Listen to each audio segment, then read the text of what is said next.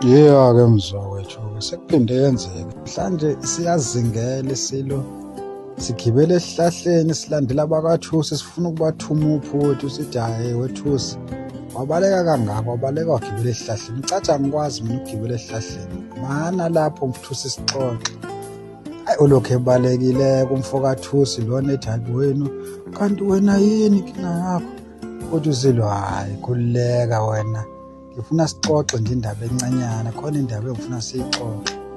Nango lapho eselenga phezulu egayeni lesihlahla engasazi ukuthi uzokwenze njani. Isilo simbamba ngehage sehla naye seyothanqazeka phasi. Uthi yima lapho wena usubaleka. Ayi wahamba wembuleka umfokathu ubaleka. Kwasho ukuthi kubaleka vele, ubaleka into engenamsebenzi.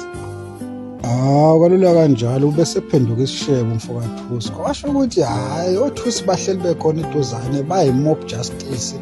Yafika ngokushesha iforamu, ngoba iyashesha iforamu yakwaThusi. Kwathiwa wenzani?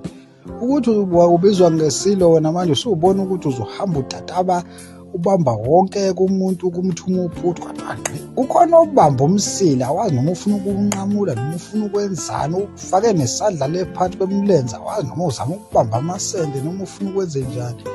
Bayambamba bayamjikeleza naye. Uthe bamba